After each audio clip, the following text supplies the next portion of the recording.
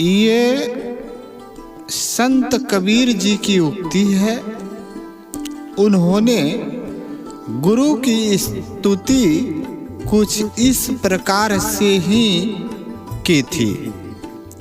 यहाँ गुरु को हर मंगल और मंगलकर्ता के रूप में मानते हुए बार बार विनय करने की उपदेश दिया जा रहा है। लेकिन फल कितना सुंदर है, इस तरह के वर्णन तो हर जगह मिलते हैं, लेकिन आज तक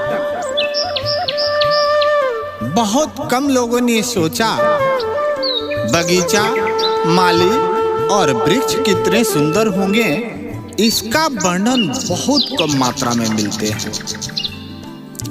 मूल को लोग खोते जा रहे हैं, मूल को लोग खोते जा रहे हैं। विचार कीजिए, मूल जब यादाश्त नहीं बनेगा, वह हमारे मस्तिष्क से निकलता चला जाएगा, तो शाखा और टहनियों की गिनती नहीं के बराबर ही होगा ना।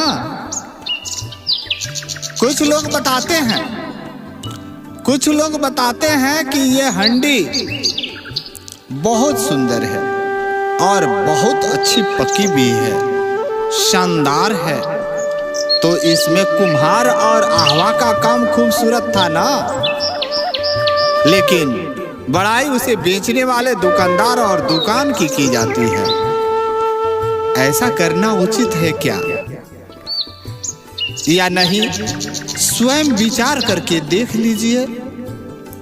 सृष्टि के सबसे बड़ी कर्ता माता, जिनकी स्तुति करना तुम भूल जाते हो, जिन्होंने भोजन के बदले अपना रक्त, बिस्तर के बदले अपना उदर, कम्बल के जगह अपने आंचल और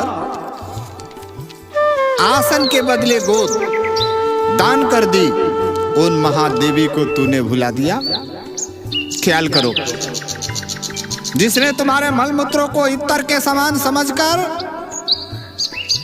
हाथों में उठाई, वस्त्रों में समेटा, उन महादेवी को तुम कर क्या रहे हो? देखा? कभी सोचो, मां स्वयं न खाकर तुम्हें दूध पिलाई, जानते हो पशु भी ऐसा नहीं करते। गाय, भैंस इत्यादि को चारा नहीं दिया जाए तो दूध देना बंद कर देगी, लेकिन तुम्हारे लिए है माया की भंडार, ऐसा कर सकती ही नहीं। यह माया की भंडार ऐसा कर सकती पिता की गणना वेद ग्रंथ के अनुसार पोषणकर्ता की है, लेकिन वह भी पोषण मां के माध्यम से ही होता रहा। मां अगर पिता से मधुर बोलना एवं पति पत्नी का संबंध समाप्त कर दे, तो पिता पोषण की सारी व्यवस्था बंद कर देता है। अरे कलयुग के विद्वान सुपुत्रों, सोचो, कलयुग के विद्वान सुपुत्रों, सोचो, मां ने पिता के साथ वेश्यावृत्ति की, जिससे तुम्हारे लालन पालन हुआ, तुम विद्वान बन गए और उस देवी को ठुकराकर जगह जगह सत्संग, प्रवचन, धर्म स्थल का आनंद ले रहे हो। कभी सोचा आपने तुम कहां से आए, तुम्हारा लालन पालन क्यों किया गया? उस धर्म को भूलकर माता पिता को अनादर करते हो, फिर घूम घूम कर सत्संग एवं प्रवचन कहते और सुनते हो। मैं ये नहीं कहता कि जीवन में गुरु की आवश्यकता नहीं है, मैं ये नहीं कहता कि जीवन में गुरु की आवश्यकता नहीं है आवश्यकता गुरु की, लेकिन उस गुरु का नाम बता दो मुझे, उस गुरु का नाम बता दो मुझे जिसने यह कहा हो कि माता पिता को कुछ नहीं, उन्हें छोड़ दो। माता पिता कुछ है ही नहीं, उन्हें छोड़कर मेरा गुणगान करो। जिन्हें आपने पूजना शुरू किया है, उन्हें बहुत अंधभक्त ऐसे हैं जिन्होंने देखा भी नहीं है। जो तुम्हारे सामने खड़े हैं उन्हें पूजो, सब खुश हो जाएंगे।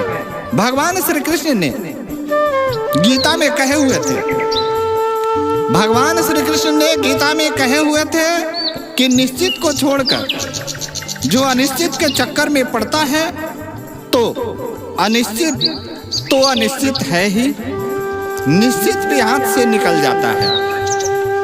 तुम्हारे सामने हैं माता पिता, पहले उनकी पूजा करो। ये देवता खुश रहे तो हजारों लाखों दूजा करो। इस संसार में अगर तुम्हें प्रशंसा, प्रतिष्ठा और आशीर्वाद की आवश्यकता है तो उन माँ के चरणों और पिता के चरणों को स्पर्श करो। उसके बाद दुनिया के सारी देवी देवता, गुरु या जिससे तुम्हें प्रेम हो उस सबको करो। अगर ये देवता खुश हैं तो दुनिया के सारे देव आप पर प्रसन्न हो जाएंगे। आपने सुना होगा ना, भगवान गणेश ने माता पिता के 5 बार परिक्रमा करने के बाद ही देवताओं में अग्रगण्य हो गए, प्रथम पूजनीय हो गए। और आप क्या कर रहे हैं? कभी सोचा आपने यह संसार कहां लेके जा रहा है आपको? सबसे पहले उनकी विनती कीजिए जिसने अपने मांस और अपने रक्त से आपकी सृष्टि की और आपको इस धरती पर उंगली पकड़ाकर चलना सिखाया। अगर ये बात आप लोगों को पसंद आई हो तो मैं आप लोगों से प्रार्थना करता हूँ कि मेरे YouTube चैनल गौरव ज्ञान बिंदु को सब्सक्राइब करें ताकि अगला आने वाला कथा, प्रसंग या लोकप्रिय बातें आपको सबसे पहले उपलब्ध हो सके।